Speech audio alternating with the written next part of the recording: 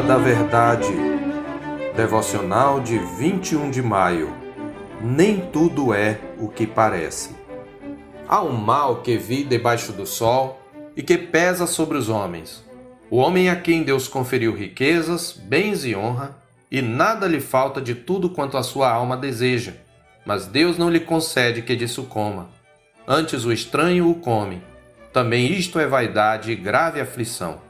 Eclesiastes 6, versos 1 e 2. Muitos dos que dizem que há males na vida que vêm para bem, deixam de notar que o oposto também acontece. Há bens que trazem o mal e a destruição. Olhando para a vida debaixo do sol da perspectiva do plano perfeito de Deus, o pregador nos mostra no capítulo 6 de Eclesiastes que nem tudo é o que parece. Pois algumas coisas que perseguimos como fonte da verdadeira vida, na verdade podem ser males, instrumentos do juízo divino sobre a idolatria e o orgulho humano. Às vezes Deus retém daqueles a quem dá riqueza e honra a capacidade de desfrutar dessas bênçãos. Portanto, riquezas e honra não significam necessariamente prazer e satisfação. Há uma diferença entre a posse das riquezas e o benefício de desfrutá-las. Por óbvio que pareça, esta verdade precisa sempre ser repetida para cada um de nós, pois constantemente atrelamos a riqueza à felicidade como se fossem uma e a mesma coisa. Isto alimenta nossa inveja dos ricos e famosos. É comum dizermos deles: "Ah, ele não está nem aí porque perdeu a Copa, está ganhando rios de dinheiro." Ou, ele está reclamando do quê? Só porque ela o deixou? Podre de rico do jeito que é, logo arranja outra. Mas não é assim que as coisas são. Pessoas ricas também podem ser infelizes, inclusive por causa de alguns males que as riquezas e a fama lhes trazem. Na verdade, um e outro, a riqueza e a possibilidade de desfrutá-las, são dons de Deus. E às vezes Deus dá um sem dar o outro. Nesse caso, as riquezas e a honra tornam-se instrumentos do juízo divino, pois Deus não lhe concede que disso coma, antes o estranho o come, como diz o texto da nossa meditação. Então, o que era para ser um caminho de prazer e felicidade, torna-se vaidade e grave aflição.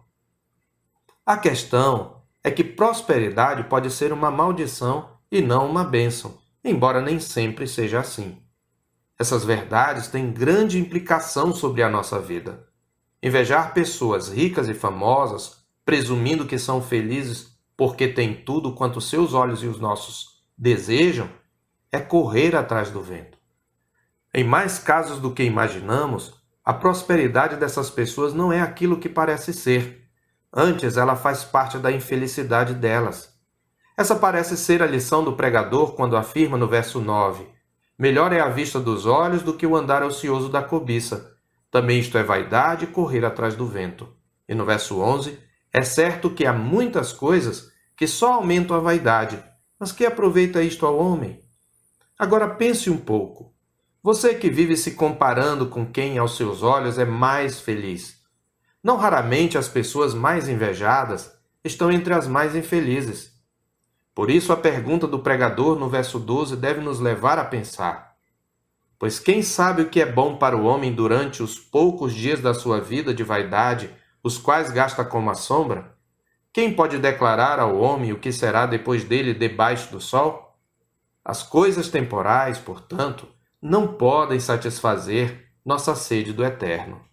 A Escritura nos lembra com razão, em 1 Coríntios 15, 19, que, se a nossa esperança em Cristo se limita apenas a esta vida, somos os mais infelizes de todos os homens. Mas graças a Deus, porque a esperança daqueles que estão em Cristo não se limita a esta vida. A morte e ressurreição de Cristo lhes abriu o caminho que os liberta da finitude. Estas verdades são reveladoras, pois elas mostram a diferença entre o crente e o ímpio. O ímpio, cuja esperança, mesmo quando ele pensa em Deus ou em Cristo, se limita às coisas desta vida, diante do fracasso de todas as tentativas de ser feliz, dirá: "Comamos e bebamos, que amanhã morreremos."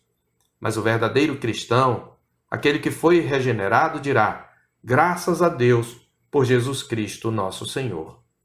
E mesmo quando não conseguir amealhar riquezas e conquistar honra diante dos homens, ele crerá no que afirma a Escritura em 1 Coríntios 15:58. Portanto, sede firmes e inabaláveis, sempre abundantes na obra do Senhor, porque no Senhor o vosso trabalho não é vão.